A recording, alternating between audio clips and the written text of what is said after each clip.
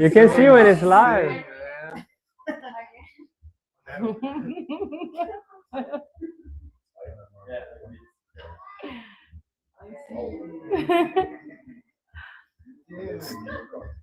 Whoa. Okay, guys.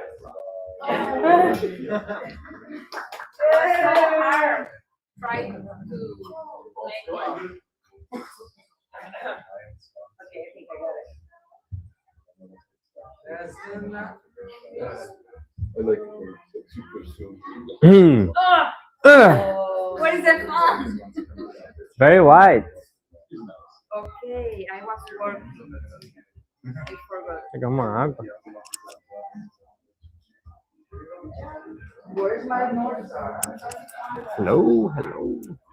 Tem uma aguinha? Aguinha? Ah! Just water. It's working. Like, no, just push. Where? Here? No, here, like. Ah. Nice, thanks. Two thanks.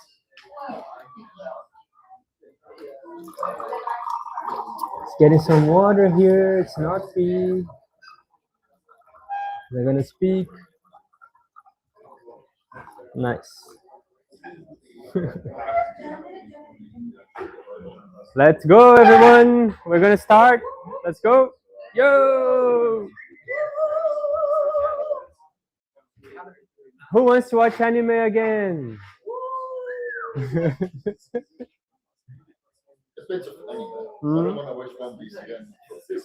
Not One Piece. That will take years. That will take years to watch again. Depends because like they have the short version as well. Yeah. Okay, everyone, we're gonna start. Shh, everybody, shh, we're gonna start. Okay. So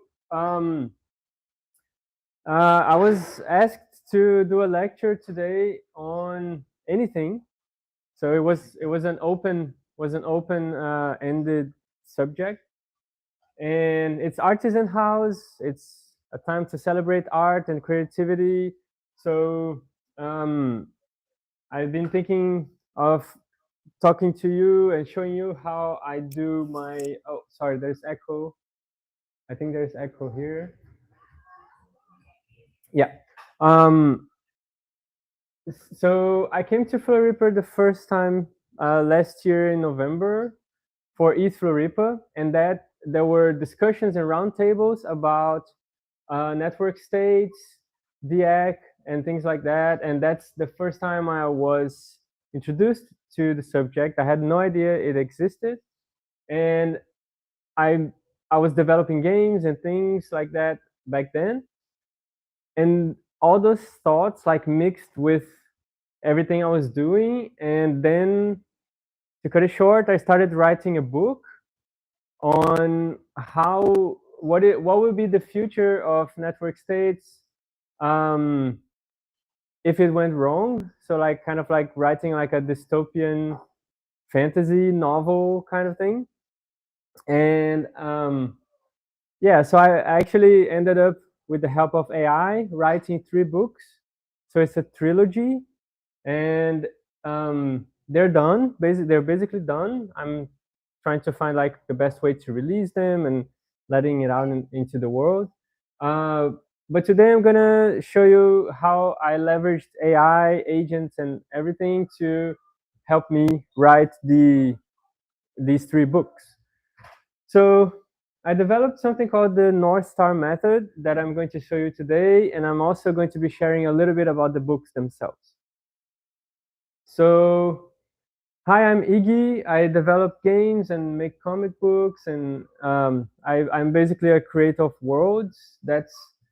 I've been like that since always, and I worked for DC Comics and Image Comics in my Web 2 life, let's say. Until I came into Web3 and all that. And then last year, over the past 2 or 3 years, I've been developing a game, and a mobile game. It's a Web3 game, and it's very difficult to develop in Web3 because the market is very volatile. So and I enjoy doing it, but in this particular game I was developing, I felt it missed like a layer of lore and a layer of substance to it. It was extremely casual. It felt almost like a cash grab in a way. So I put the project to a halt, and I tried to figure out, okay, so what is actually happening here in like under the visual layer? What is the story? What are the characters and all that? Because I had nothing basically. And that's about the time I came to ETH Floripa with Jean and Nima and Zug.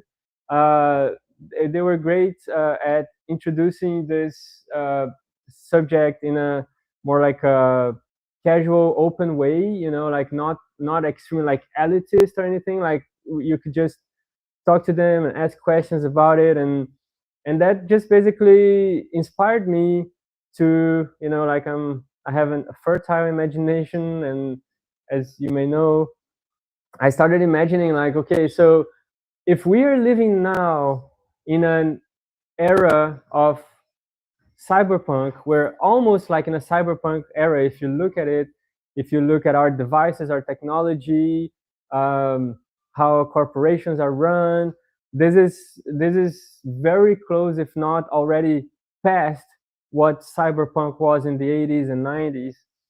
So now, how would science fiction look like for the future?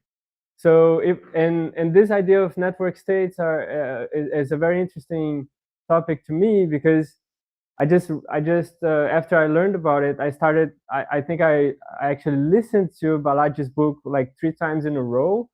It was very interesting. Like it just caught my attention, and you know, just, and then I just started kind of like imagining, well, if the world goes in this direction, how is it gonna be? And well, we hope it goes well, but what if it goes wrong? And you know, just trying to, because you know, that's also a little bit about cyberpunk, is to look at what can go wrong and have fun with it, and not take it extremely serious. So I wrote these 3 books with, as I said before, with the assistance of AI, and they definitely helped me solve the problem of having no lore at all in my game.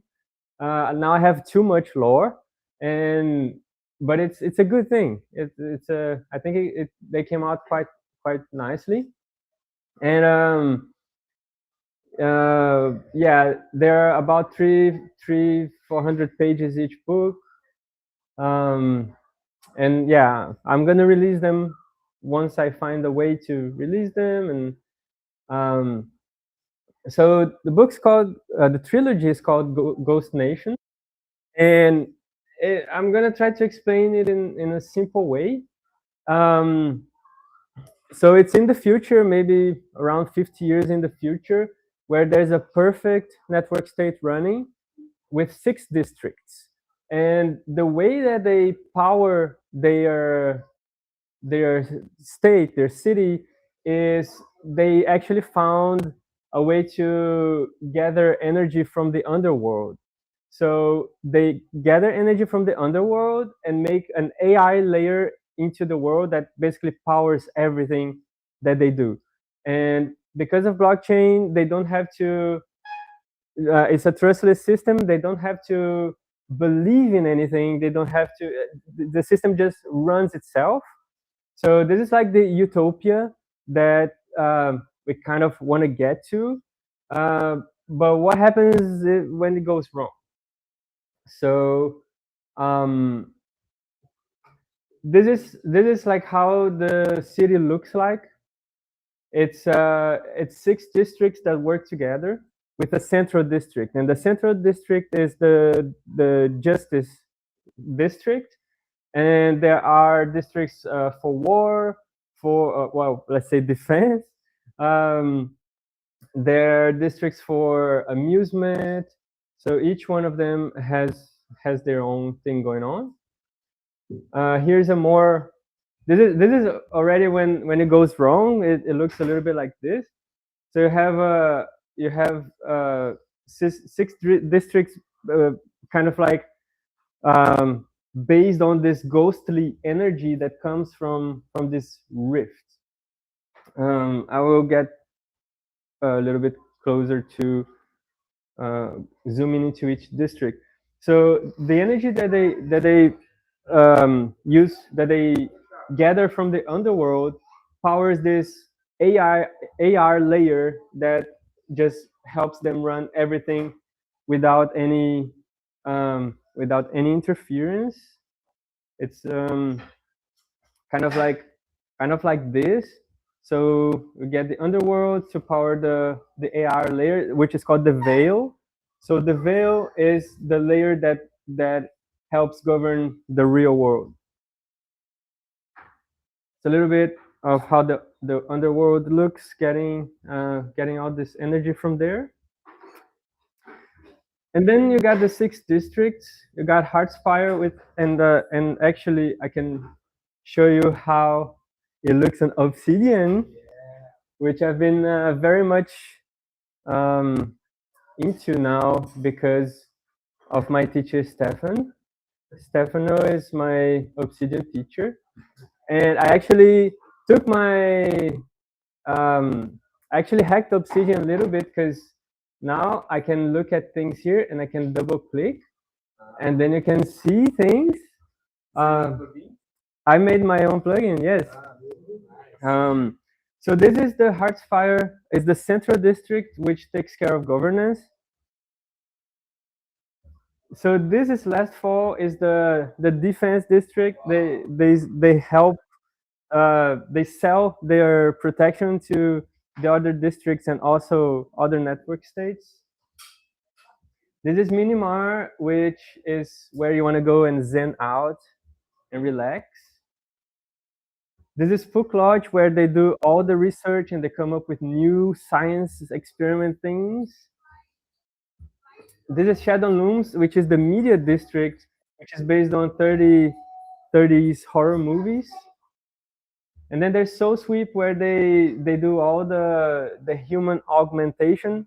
And in this world, people live like a medium of 150 years. And yeah, and there's a lot more to it, but I'll stick to these for now. So yeah, I already covered this. These are the 3 layers. And then there's the cast. These are the characters, the main characters. They are, I call them agents, but in the investigative way, they're like detectives. And there's blue, red, pink, and yellow, and they each have their own personalities and quirks.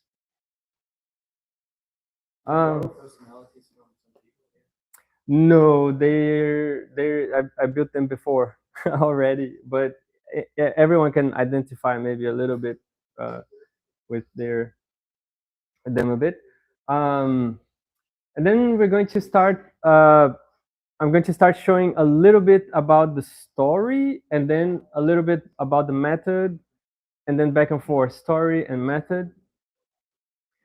What you leave with today is like, it's a little bit about, like, I took writing as if I were developing a project.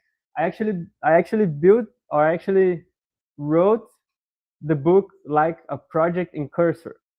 So I'm just, instead of code, I'm actually approaching the book as a project, but it's not code, it's prose. It's, so that's kind of how I did it, and that's kind of what I'm going to talk about today. And everything starts with the meaning. This is basically the process. You have the meaning, and then you put in some guardrails so that that it doesn't kind of like fall apart, and then you put some structure, because now you have, for example, a 3x structure or something like that, and then you have the plot, which is basically what happens, and then the scene, which is what you actually see or you read. So that's kind of like the hierarchy. And this is just an overview of the method itself. So meaning, guardrails, and structure. And this is the beginning. This is the very first. This is the North Star. So the North Star is the why. Why does this project need to exist? Is it that you're making it either for yourself, or you have a target audience, or how do you connect that? And if you don't have the why, it gets hard to push to the end and keep I guess like releasing it and marketing it and etc. So in the case of Ghost Nation, I wanted to explore a scenario of what happens when a city hands all the moral judgment to a perfect machine. So if you combine AI and blockchain to govern a city, you basically have a system that doesn't make mistakes. However, and it's traceable and everything. However, what if it's hacked? What if it's, in this case here, haunted? What if a ghost takes over the system? And that's what's fun to explore. Like, you can make some crazy things. Yeah, I don't want to spoil the end of the book, but it's probably gonna happen. So step 2 is, what is the philosophy behind it? How are you going to deliver this point? How are you going to deliver this message? In my case, I think the interesting thing is that I didn't put the system itself as the villain, because people were trying to make something good out of it. However, What? Sorry? What? People is going to what? trying to make something good out of it. But why you are trying to make something good of it? No. So basically, yeah, so in the story I made, people were just trying to make the perfect system, and they actually delivered it. However, based on a failure in the system, it went wrong. So it's not like anybody actually made anything intentional. Something because they're bad. Yeah, exactly. Okay. Exactly. But because like now, so I'm going to talk a little bit more about that in a little bit.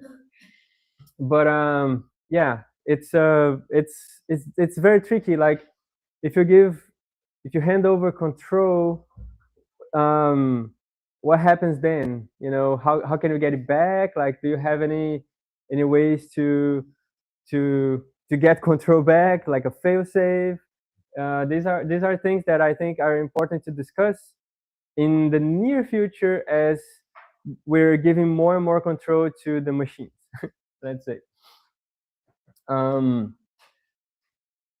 Yeah. So the core question is, what happens when a civilization hands moral judgment to a system? So you're basically, sometimes you're like, well, we're humans, we're flawed, so let's just let the machines run things, and we have been doing it over the years.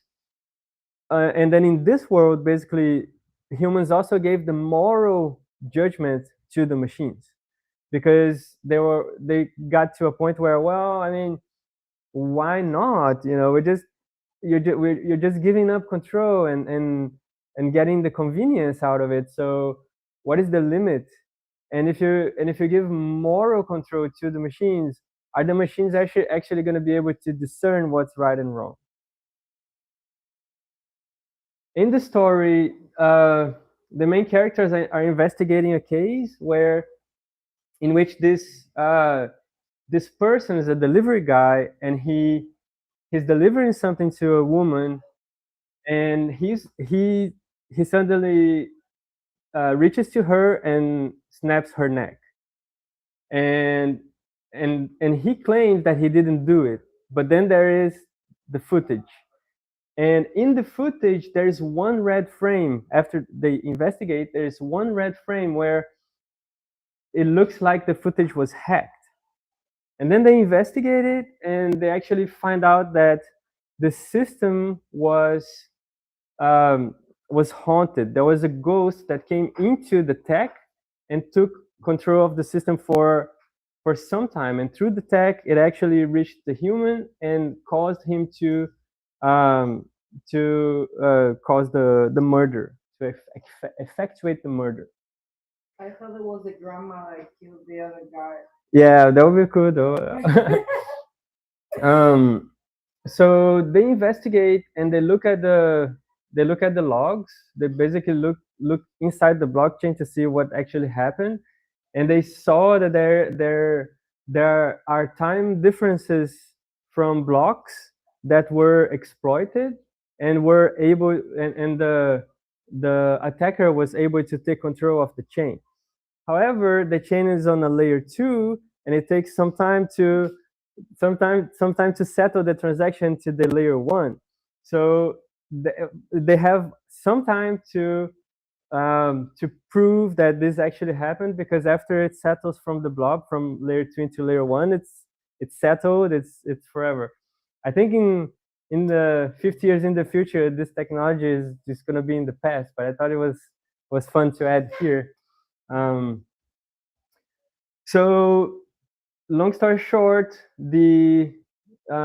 basically the AI takes control of the city.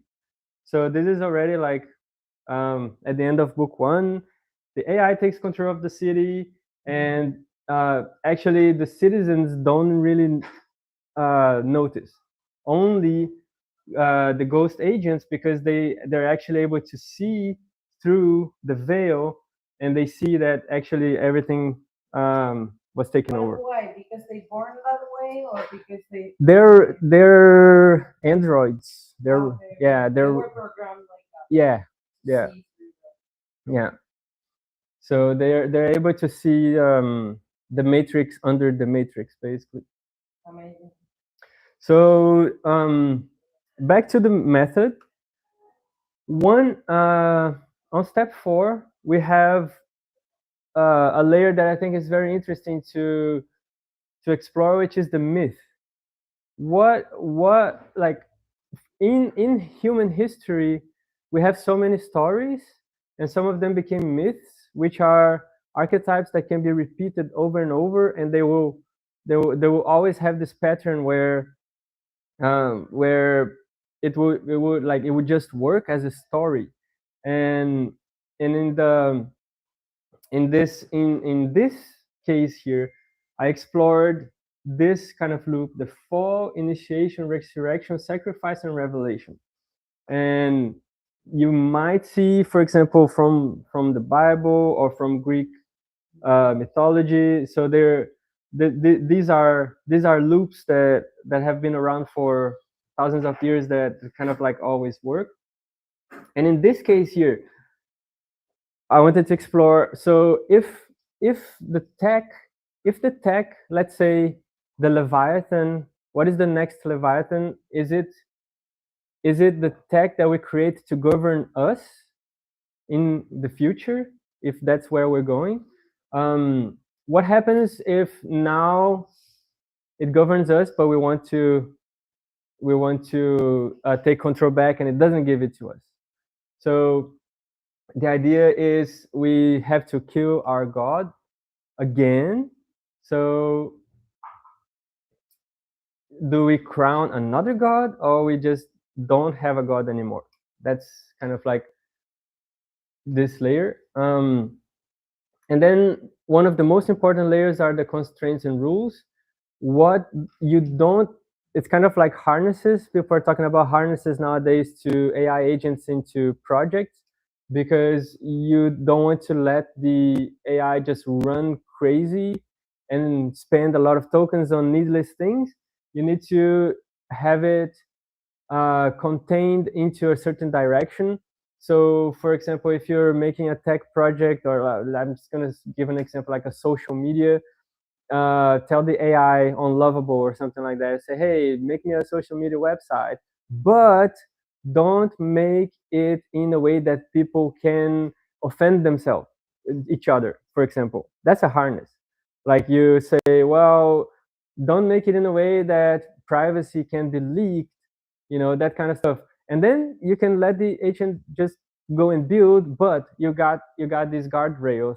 And here I kind of like did the same thing, which is what should it not do? Because you're assisting me to build this world and this story. What should you not do? And for Ghost Nation, it was everything that's on the side here. So for example, the system needs to feel serious. You shouldn't, even though we're in this kind of like Harry Potter world kind of thing, funny, haha, you should still feel serious. It should still feel like there are consequences, especially like if a character dies, they're androids, so they can actually put their memory, they can make a backup or something, or send it to another one. But then it becomes difficult. Like, how can you actually make things matter in a world like this? And then the tone and the writing style, I created something that I call the noir Y2K, which is like a restrained, observant, accusatory tone. So the narrator is actually talking in a certain way, which is kind of disdaining everything that's happening, which is kind of ironic. Like, oh, you live in this perfect world, but you can still it can still kill you if you're not careful enough, Then this is already in book 2. They have to run from the AI that took over the control of the city, and nobody else sees it. They have to escort the humans and help the humans. They plan out because this is like, here is like right in the middle of the whole trilogy, and they make a plan to take control back, which is using analog devices. They actually go to museums and they get like Game Boys and old CRT TVs and monitors and things that AI cannot like hack into. It doesn't have Bluetooth, or it doesn't have anything yet. So they just gather all of that and use that as the layer to counter the AI. So this is kind of like how it looks like. They just put a bunch of radios and things like that, and the AR layer cannot even touch it either. So the AI cannot manipulate it. So they assemble the resistance, which becomes the Ghost Nation,